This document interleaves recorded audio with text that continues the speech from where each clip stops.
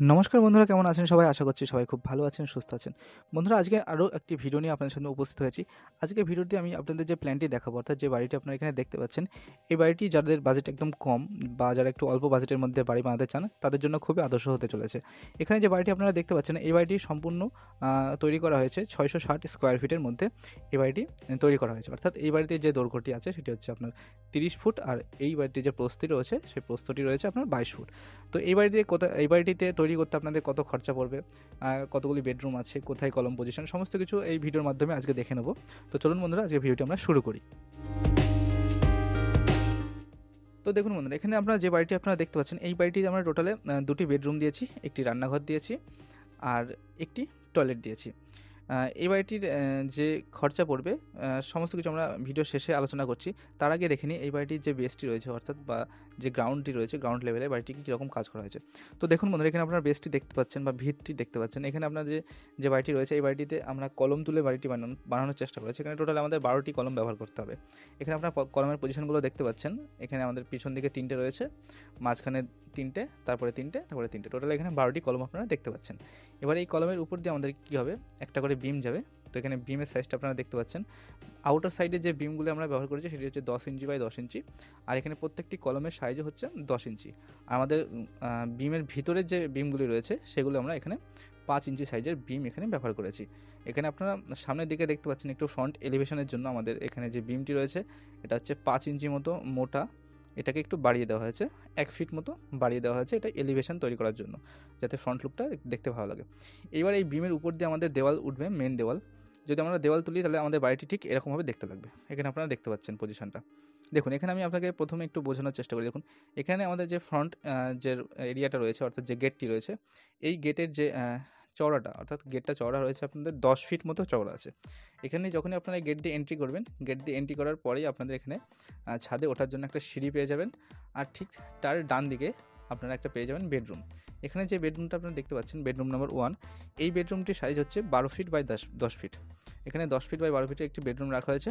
মাঝখানে এখানে একটা ছোট আপনারা রান্নাঘর দেখতে পাচ্ছেন। এই রান্নাঘরের যে সাইজটি রয়েছে সেই সাইজটি হচ্ছে আপনার 6 ফিট বাই 8 ফিট, অর্থাৎ এইটুকু হচ্ছে আপনাদের 8 ফিট আর এটা হচ্ছে 6 ফিট। বুঝতে পারছেন? ঠিক তেমনই এই বেডরুমের সামনে আরেকটি বেডরুম আপনারা দেখতে পাচ্ছেন। এখানে এই বেডরুমের সাইজও একই, 10 ফিট বাই 12 ফিট, আর এই বেডরুমের সঙ্গে একটি অ্যাটাচ টয়লেট দেওয়া হয়েছে। এই টয়লেটের সাইজ হচ্ছে 8 ফিট বাই 4 ফিট, এটা মাথায় রাখবেন। আর এই বেডরুমের পাশে একটি কমন টয়লেট দেওয়া হয়েছে, যেটি আপনারা এখানে দেখতে পাচ্ছেন। এই টয়লেটের সাইজও যথেষ্ট আছে। এই টয়লেটের সাইজ হচ্ছে আপনাদের 5 ফিট বাই 10 ফিট, এটা মাথায় রাখবেন। আর সামনে আপনারা সম্পূর্ণ একটি বড় বারান্দা পেয়ে যাচ্ছেন। এই হচ্ছে আমাদের প্ল্যানের সম্পূর্ণ সাইজ বা মাপজোক আপনারা দেখতে পেলেন। আর এখানে আমাদের যে ভিতের উপরে যে দেওয়ালগুলি ব্যবহার করা হয়েছে, প্রত্যেকটি দেওয়াল কিন্তু আমরা এখানে 5 ইঞ্চি সাইজে দেওয়াল ব্যবহার করেছি। এখানে আপনারা জানলার পজিশন দেখতে পাচ্ছেন, কোথায় কোথায় আমরা জানলা ব্যবহার করেছি। প্রত্যেকটা জানলার সাইজ হচ্ছে এখানে 5 ফিট, আর এখানে দেওয়ালের সাইজ হচ্ছে, অর্থাৎ দেওয়ালের উচ্চতা হচ্ছে 7 ফিট। এবার আমাদের যে বাড়ির যে মেন ডোর, সেই ডোরের ডান সাইডে আমরা জানলার সাইডে একটা এলিভেশনের জন্য 1 ফিটের আরেকটি বলতে পারেন একটা দেওয়াল দিয়ে দিয়েছি, যাতে এটা এলিভেশনটা একটু বেশি সুন্দর লাগে।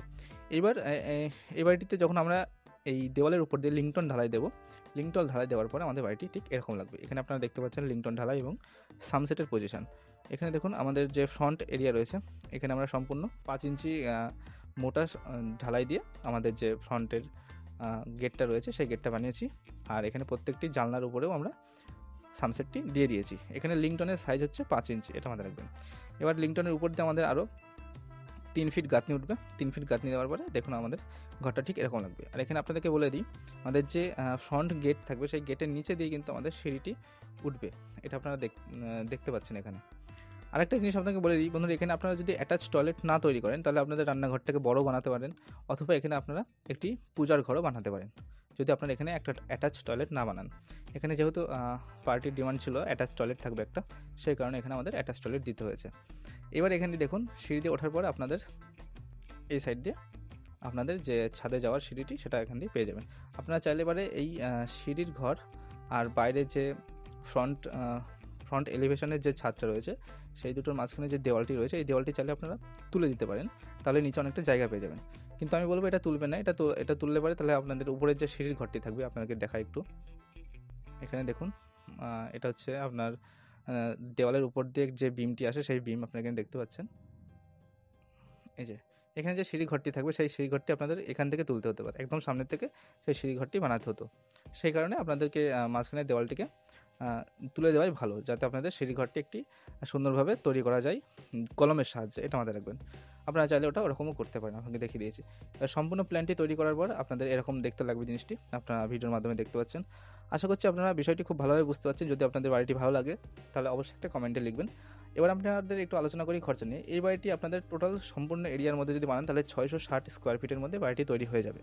এই বাড়িটি যদি আপনারা খরচা আনুমানিক হিসাব করেন তাহলে আপনাদের 7.5 লাখ থেকে 8 লাখ টাকার মতো খরচা হতে পারে, বা 8.5 লাখ টাকার মতো খরচা হতে পারে, ডিপেন্ড করছে আপনি কোন জায়গায় বসবাস করেন। ঠিক আছে, আপনাদের যদি বাড়িটি ভালো লেগে থাকে তাহলে অবশ্যই একটি কমেন্টে গিয়ে লিখে দেবেন। আজকের মতো ভিডিওটা আমরা এখানেই শেষ করছি। দেখা হচ্ছে আপনাদের সাথে খুব শীঘ্রই। ততক্ষণ আপনারা খেয়াল রাখুন, সুস্থ থাকুন। ধন্যবাদ।